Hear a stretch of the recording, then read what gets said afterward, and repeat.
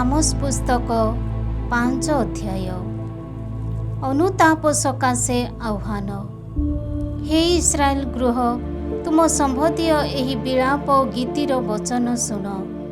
इस्राएल कुमारी कन्या पतित, से आउ केबे ही उठिब नाही। तार देश रे से परित्यक्त होई रहिछि, ताकू उठाइबा पाई केही नाही।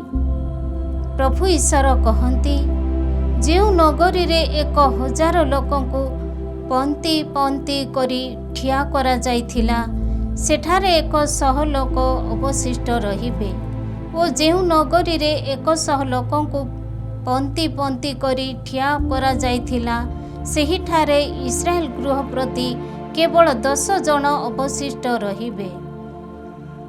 इस्राएल गृह को प्रभु एहिपरि कहती, मते अन्वेषण कर, ताहेले तुमे माने जीवित रहिब। बेथेल को अन्वेषण कर नाही, गिलगाल रे प्रवेश कर नाही, बेसेबा अतिक्रम कर नाही, कारण गिलगाल विताड़ित हेब ओ बेथेल निश्चिन्न हेब।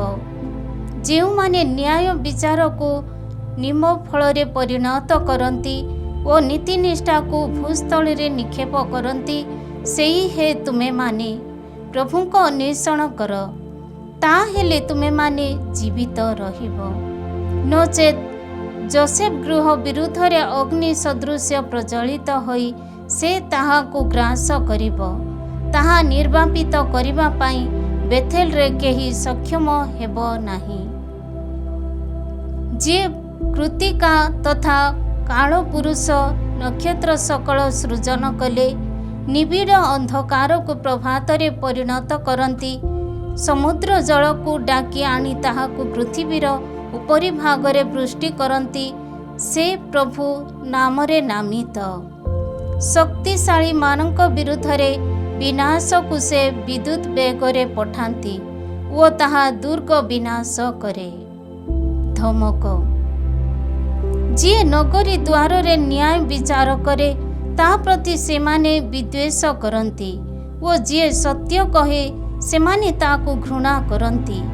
दरिद्र को पददलित करी ओ ता ठारू अन्याय रे गहम आदाय करी तुमे माने खेदित पत्थर द्वारा गृह निर्माण करुअछ, किंतु तुमे माने सेथिरे बास करिबो नाही। तुमे माने मनोरम द्राक्षा उद्यान प्रस्तुत करुअछ, किंतु तहिरू उत्पन्न द्राक्षारस तुमे माने पान करिबो नाही। तुम मानक द्वारा संपादित अपराध केतेक संख्यक ओ तुम मानक पाप केते गुरुतर, ताहा मु जाने। तुमे माने नीति निष्ठ को उत्पीड़ित करुअछ, लांच ग्रहण करुअछ ओ नगरी द्वार रे निर्धन मानक प्रति न्याय विचार निषेध करुअछ। सुतरां एही दिन मानकरे विवेकी नीरव रहे, कारण एही समय रे असतमय असत नुहे बरं सत्र संधान कर, ताहेले तुमे माने जीवित रहिब।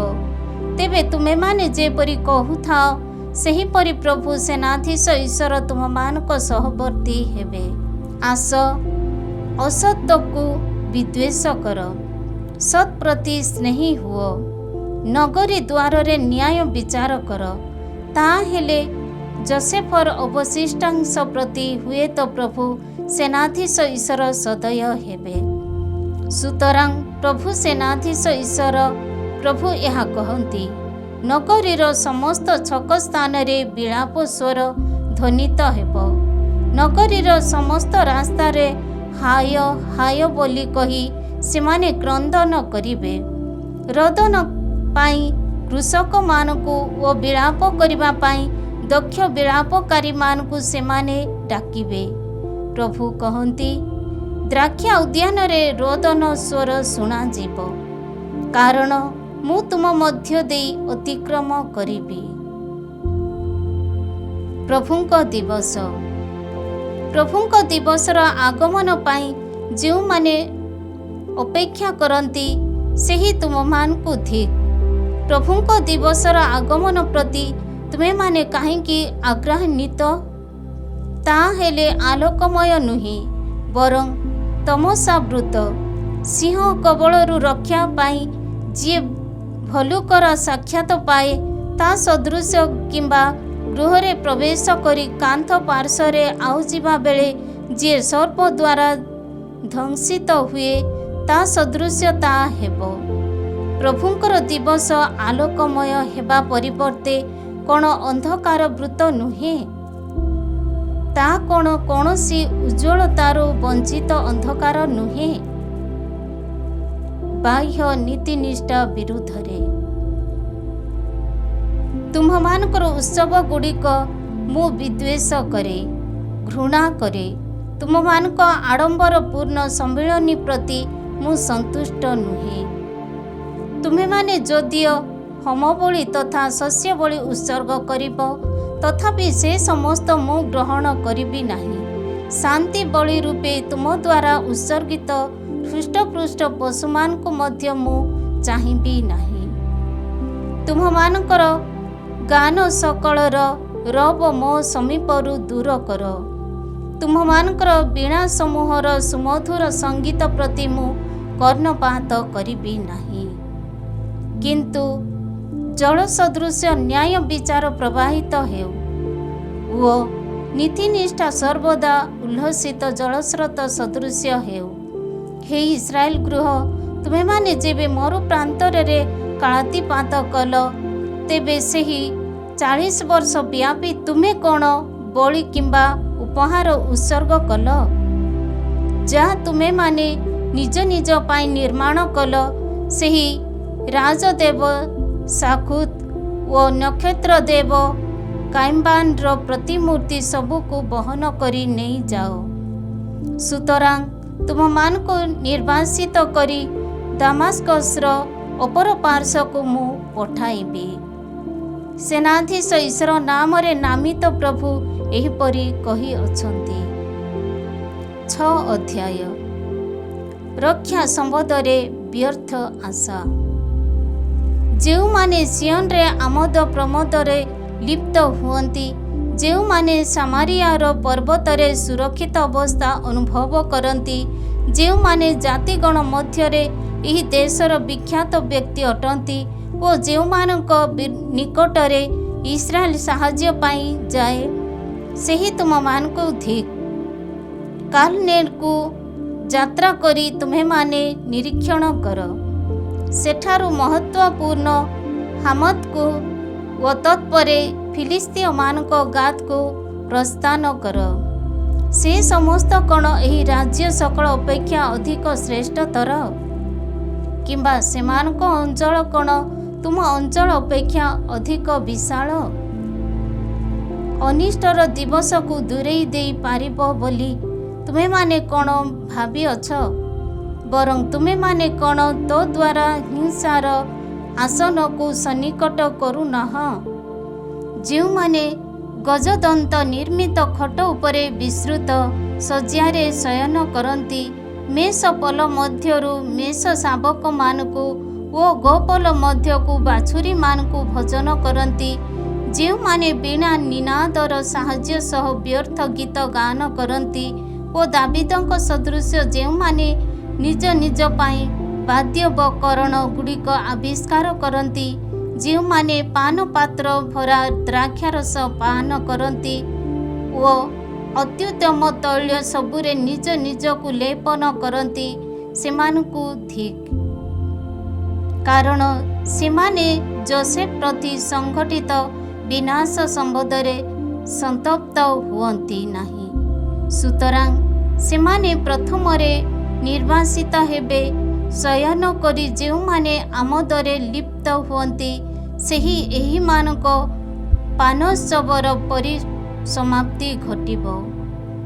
ପ୍ରଭୁ ସେନାଧୀଶ ଈଶ୍ୱର କହନ୍ତି, ପ୍ରଭୁ ଈଶ୍ୱର ତାହାଙ୍କ ସ୍ୱନାମରେ ଶପଥ କରି କହନ୍ତି, ଯାକୋବର ଅହଙ୍କାରକୁ ମୁଁ ବିଦ୍ୱେଷ କରେ ଓ ତାର ଦୁର୍ଗ ସମୂହକୁ ମୁଁ ଘୃଣା କରେ।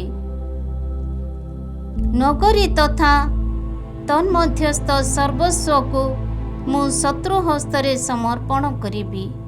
ଗୋଟିଏ ଗୃହରେ ଯଦି 10 ଜଣ ଲୋକ ଥାଆନ୍ତି, ତେବେ ସେମାନେ ସମସ୍ତେ ମୃତ୍ୟୁ ମୁଖରେ ପଡ଼ିବେ। ଶବ ସଂସ୍କାର କରିବା ଯାହାର କର୍ତ୍ତବ୍ୟ, ସେହି ଆତ୍ମୀୟ ଲୋକ ଯେବେ ମୃତ ଶରୀରକୁ ସମାଧିସ୍ଥ କରିବା ପାଇଁ ନେଇଯିବ, ତେବେ ଗୃହର କକ୍ଷରେ ଆସୀନ ଲୋକଙ୍କୁ ପଚାରିବ, ତୁମ ଗହଣରେ ଅନ୍ୟ କେହି ଆହୁରି ଅଛନ୍ତି କି? ଉତ୍ତରରେ ସେ କହିବ, ନାହିଁ। ନୀରବ ରୁହ। ଆମ୍ଭେମାନେ ପ୍ରଭୁଙ୍କର ନାମ ଉଚ୍ଚାରଣ କରିବା ଅନୁଚିତ। ଦେଖ, ପ୍ରଭୁ ଆଦେଶ ଦିଅନ୍ତି, ମହା ଅଟ୍ଟାଳିକା ସମୂହ ଖଣ୍ଡ ବିଖଣ୍ଡ ହେବ ଓ କ୍ଷୁଦ୍ର ଗୃହଗୁଡ଼ିକ ଚୂର୍ଣ୍ଣ ବିଚୂର୍ଣ୍ଣ ହେବ। ଖଟକମାନେ କ'ଣ ଶୈଳ ରାଜି ଉପରେ ଧାବନ କରନ୍ତି? ବଳଦ ସମୂହ ଦ୍ୱାରା କ'ଣ ସମୁଦ୍ରକୁ ଚାଷ କରାଯାଏ? କିନ୍ତୁ ତୁମେମାନେ ନ୍ୟାୟ ବିଚାର ବିଷାକ୍ତ କରିଅଛ ଓ ନୀତିନିଷ୍ଠାର ଫଳକୁ ନିମ ଫଳରେ ପରିଣତ କରିଅଛ।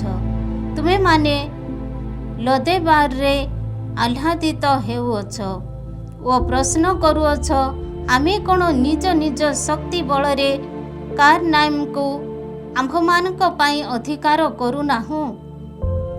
ପ୍ରଭୁ ସେନାଧୀଶ ଈଶ୍ୱର କହନ୍ତି, ହେ ଇସ୍ରାଏଲ, ତୁମ ବିରୁଦ୍ଧରେ ମୁଁ କ'ଣ ଜାତିକୁ ଉତ୍ତେଜିତ କରିବି? ସେମାନେ ତୁମକୁ ହାମାତ୍ର ପ୍ରବେଶ ପଥଠାରୁ ଆରାବାର ଜଳସ୍ରୋତ ପର୍ଯ୍ୟନ୍ତ ଅତ୍ୟାଚାର କରିବେ। 7 ଅଧ୍ୟାୟ। ଦର୍ଶନ ସକଳ। ପ୍ରଭୁ ଈଶ୍ୱର ମୋତେ ଏହି ଦର୍ଶନ ଦେଖାଇଲେ। ତୃଣ କଟାଯାଇ ପୁନରାୟ ଅଙ୍କୁରିତ ହେବାବେଳେ ଦେଖ, ପ୍ରଭୁ ପଙ୍ଗପାଳ ଦଳ ସୃଷ୍ଟି କରିଅଛନ୍ତି, ଆଉ ରାଜାଙ୍କ ଇଚ୍ଛାନୁସାରେ ତୃଣ କଟାଗଲା।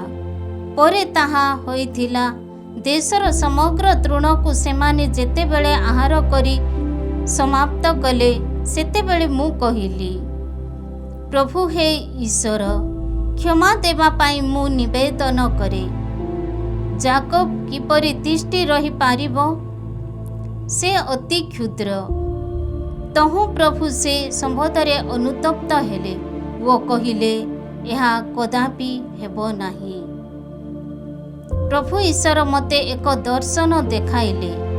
ଦେଖ, ଅଗ୍ନିକୁ ଡାକି ପ୍ରଭୁ ଈଶ୍ୱର ଦଣ୍ଡ ଦେବାକୁ ପ୍ରସ୍ତୁତ ହେଲେ ଓ ସେହି ଅଗ୍ନି ଯେବେ ଅଗାଧ ସମୂହ ଗ୍ରାସ କଲା, ତେବେ ମୁଁ ଦେଖିବାକୁ ପାଇଲି ଯେ ତାହା ଭୂସ୍ଥଳୀ ଦହନ କରିବାକୁ ଆରମ୍ଭ କରୁଛି। ସେ ସମୟରେ ମୁଁ କହିଲି, ପ୍ରଭୁ ହେ ଈଶ୍ୱର, କ୍ଷାନ୍ତ ହେବା ପାଇଁ ମୁଁ ଅନୁନୟ କରେ। ଯାକୋବ କିପରି ତିଷ୍ଠି ରହିପାରିବ? ସେ ଅତି କ୍ଷୁଦ୍ର।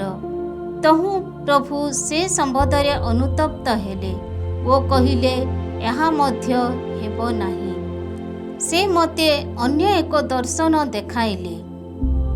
ମୁଁ ଦେଖିବାକୁ ପାଇଲି ଯେ ଅଳମ ଦଉଡ଼ି ସାହାଯ୍ୟରେ ନିର୍ମିତ ଏକ କାନ୍ଥ ପାର୍ଶ୍ୱରେ ତାହାଙ୍କ ହସ୍ତରେ ଅଳମ ଧରି ପ୍ରଭୁ ଦଣ୍ଡାୟମାନ ହୋଇଅଛନ୍ତି।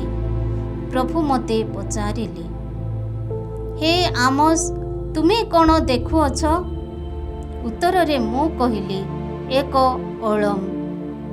ପ୍ରଭୁ ପୁନରାୟ କହିଲେ, ଦେଖ, ମୋର ସୃଜନ ଇସ୍ରାଏଲ ମଧ୍ୟରେ ମୁଁ ଏକ ଅଳମ ସ୍ଥାପନ କରିବି।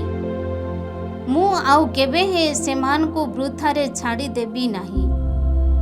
ଇସାକର ଉଚ୍ଚ ପୂଜାସ୍ଥଳୀ ସମୂହ ମୁଁ ବିନାଶ କରିବି ଓ ଇସ୍ରାଏଲର ପବିତ୍ର ଆଳୟ ସକଳ ମୁଁ ଧ୍ୱଂସ କରିବି। ଏକ ଖଡ଼୍ଗ ସହିତ ମୁଁ ଜେରୋବୋଆମଙ୍କ ଗୃହ ବିରୁଦ୍ଧରେ ଆସିବି। ବେଥେଲରୁ ଆମୋସଙ୍କର ବହିଷ୍କରଣ। ସେତେବେଳେ ବେଥେଲରୁ ପୁରୋହିତ ଆମୋସିଆ ଇସ୍ରାଏଲର ରାଜା ଜେରୋବୋଆମଙ୍କ ପାଖକୁ ଲୋକ ପଠାଇ କହିଲା, ଇସ୍ରାଏଲ ଗୃହ ମଧ୍ୟରେ ଆମୋସ ତୁମ ବିରୁଦ୍ଧରେ ଚକ୍ରାନ୍ତ କରିଅଛନ୍ତି। ଦେଶ ତାଙ୍କ ବଚନ ସହି ପାରୁନାହିଁ, କାରଣ ଆମୋସ ଏହିପରି କହିଅଛନ୍ତି, ଜେରୋବୋଆମ ଖଡ଼୍ଗରେ ନିହତ ହେବେ ଓ ଓ ଇସ୍ରାଏଲକୁ ସ୍ୱଦେଶରୁ ପ୍ରସ୍ଥାନ କରି ନିର୍ବାସିତ ହେବାକୁ ପଡ଼ିବ। ପୁଣି ଆମାସିଆ ଆମୋସଙ୍କୁ କହିଲା, ହେ ଦୂରଦର୍ଶୀ, ଯୁଦାକୁ ପଳାୟନ କର, ସେଠାରେ ପ୍ରବଚନ ଦେଇ ତୁମର ରୁଟି ଅର୍ଜନ କର, କିନ୍ତୁ ଆଉ କେବେ ହେଁ ବେଥେଲରେ ପ୍ରବଚନ ଦିଅ ନାହିଁ, କାରଣ ଏହା ରାଜାଙ୍କର ପବିତ୍ର ଆଳୟ ତଥା ରାଜ୍ୟର ମନ୍ଦିର ଅଟେ। ଉତ୍ତରରେ ଆମୋସ ଆମାସିଆଙ୍କୁ କହିଲେ, ମୁଁ ଜଣେ ପ୍ରବକ୍ତା ନୁହେଁ କିମ୍ବା ପ୍ରବକ୍ତାଙ୍କର ପୁତ୍ର ନୁହେଁ, ବରଂ ମୁଁ ଜଣେ ମେଷପାଳକ ତଥା ସିକାମୋର ବୃକ୍ଷଗୁଡ଼ିକର କୃଷକ ଅଟେ। ମେଷପଲ ଚରାଇବା ବେଳେ ମୋତେ ଡାକି କହିଲେ, ଯାଅ, ମୋର ସୃଜନ ଇସ୍ରାଏଲ ପ୍ରତି ପ୍ରବଚନ ଦିଅ। ସୁତରାଂ ବର୍ତ୍ତମାନ ପ୍ରଭୁଙ୍କ ବଚନ ଶୁଣ। ତୁମେ କହିଅଛ, ଇସ୍ରାଏଲ ବିରୁଦ୍ଧରେ ପ୍ରବଚନ ଦିଅ ନାହିଁ କିମ୍ବା ଇସାକର ଗୃହ ବିରୁଦ୍ଧରେ ପ୍ରଚାର କର ନାହିଁ। ସୁତରାଂ ପ୍ରଭୁ ଏହା କହନ୍ତି, ତୁମେ ପତ୍ନୀ ନଗରୀରେ ଏକ ଗଣିକା ରୂପେ ପରିଚିତ ହେବ ଓ ତୁମ ତଥା କନ୍ୟାମାନେ ଖଡ଼୍ଗରେ ପତିତ ହେବେ। ତୁମର ଭୂସ୍ଥଳୀ ମାପ ହୋଇ ବିଭାଜିତ ହେବ ଓ ତୁମେ ନିଜେ ଏକ ଅଶୁଚି ଦେଶରେ ମୃତ୍ୟୁବରଣ କରିବ। ଇସ୍ରାଏଲକୁ ସ୍ୱଦେଶରୁ ପ୍ରସ୍ଥାନ କରି ନିର୍ବାସିତ ହେବାକୁ ପଡ଼ିବ। 8 ଅଧ୍ୟାୟ ଇସ୍ରାଏଲର ବିନାଶ ସମ୍ବନ୍ଧୀୟ ଏକ ଦର୍ଶନ। ପ୍ରଭୁ ଈଶ୍ୱର ମୋତେ ଏହି ଦର୍ଶନ ଦେଖାଇଲେ। ଏକ ଟୋକେଇପୂର୍ଣ୍ଣ ଗ୍ରୀଷ୍ମକାଳୀନ ଫଳ ମୁଁ ଦେଖିବାକୁ ପାଇଲି। ସେ ମୋତେ ପଚାରିଲେ, ହେ ଆମୋସ, ତୁମେ କ'ଣ ଦେଖୁଅଛ? ଉତ୍ତରରେ ମୁଁ କହିଲି, ଏକ ଟୋକେଇପୂର୍ଣ୍ଣ ଗ୍ରୀଷ୍ମକାଳୀନ ଫଳ। ପ୍ରଭୁ ପୁନରାୟ ମୋତେ କହିଲେ, ମୋର ସୃଜନ ଇସ୍ରାଏଲର ପରିସମାପ୍ତି ସନ୍ନିକଟ। ମୁଁ ସେମାନଙ୍କୁ ଆଉ କେବେ ହିଁ ବୃଥାରେ ଛାଡ଼ିଦେବି ନାହିଁ। ପ୍ରଭୁ ଈଶ୍ୱର କହନ୍ତି, ଆଳୟରୁ ମୁଖରିତ ଗାନ ସକଳ ସେହିଦିନ ବିଳାପ ଗୀତିରେ ପରିଣତ ହେବ। ମୃତ ଶରୀର ସଂଖ୍ୟାଧିକ ହେବ ଓ ସେମାନେ ସେ ସମସ୍ତକୁ ସର୍ବତ୍ର ନୀରବ ହୋଇ ନିକ୍ଷେପ କରିବେ। ଯେଉଁମାନେ ଦିନହୀନମାନଙ୍କୁ ପାଦରେ ଦଳନ ଓ ଦେଶବାସୀ ନିର୍ଦ୍ଧନମାନଙ୍କ ପରିସମାପ୍ତି ଘଟାନ୍ତି, ସେହି ହେ ତୁମେମାନେ ଶୁଣ। ଆମେ ଯେପରି ଶସ୍ୟ ବିକ୍ରୟ କରିପାରିବୁ, ସେଥିପାଇଁ ଅମାବାସ୍ୟା ଓ ଆମେ ଯେପରି ଗହମ ବିକ୍ରୟ କରିପାରିବୁ, ଏଫାକୁ କ୍ଷୁଦ୍ର ତଥା ସେଖେଇମ ବଡ଼ କରିପାରିବୁ, ଅଯଥାର୍ଥ ନିକିତି ଉପଯୋଗ କରି ପ୍ରବଞ୍ଚନାତ୍ମକ ଭାବେ ବ୍ୟବସାୟ କରିବୁ।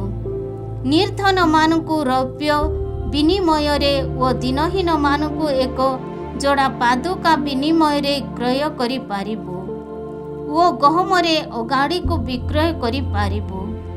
ସେଥିସକାଶେ ସାବତ କେବେ ଅତିବାହିତ ହେବ ବୋଲି ତୁମେମାନେ ପଚାରୁଅଛ। ଯାକୋବଙ୍କ ଅଭିମାନ ଦ୍ୱାରା ପ୍ରଭୁ ଶପଥ କରି କହନ୍ତି, ସେମାନଙ୍କର କୌଣସି କାର୍ଯ୍ୟ ମୁଁ କେବେ ହେଁ ଭୁଲିଯିବି ନାହିଁ। ଏଥିଯୋଗୁଁ ଦେଶ କ'ଣ କମ୍ପିତ ହେବ ନାହିଁ ଓ ପୃଥିବୀବାସୀ କ'ଣ କ୍ରନ୍ଦନ କରିବେ ନାହିଁ?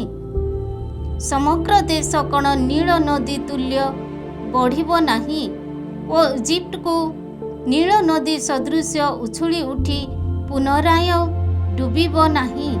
ପ୍ରଭୁ ଈଶ୍ୱର କହନ୍ତି, ସେହିଦିନ ମୁଁ ସୂର୍ଯ୍ୟକୁ ମଧ୍ୟାହ୍ନ ସମୟରେ ଅସ୍ତମିତ କରିବି ଓ ଉଜ୍ଜ୍ୱଳ ଦିବାଲୋକ ଥିବାବେଳେ ପୃଥିବୀକୁ ଅନ୍ଧକାରବୃତ କରିବି। ତୁମମାନଙ୍କର ଉତ୍ସବ ସକଳକୁ ରୋଦନରେ ଓ ତବ ଗାନ ଗୁଡ଼ିକ ବିଳାପ ଗୀତିରେ ମୁଁ ପରିଣତ କରିବି। କୋଟି ଦେଶରେ ସମସ୍ତଙ୍କୁ ମୁଁ ଚଟବସ୍ତ୍ର ପରିହିତ କରାଇବି ଓ ସମସ୍ତଙ୍କର ମସ୍ତକ ଲଣ୍ଡିତ ହେବାକୁ ଦେବି। ତାହା ଏକଜାତ ପୁତ୍ର ସକାଶେ ଉଦ୍ଦିଷ୍ଟ ଏକ ରୋଦନ ତୁଲ୍ୟ ହେବ ଓ ତହିଁରେ ଶେଷକୁ ଏକ ତିକ୍ତତାପୂର୍ଣ୍ଣ ଦିନ ତୁଲ୍ୟ ହେବା ପାଇଁ ମୁଁ ସୁଯୋଗ ସୃଷ୍ଟି କରିବି।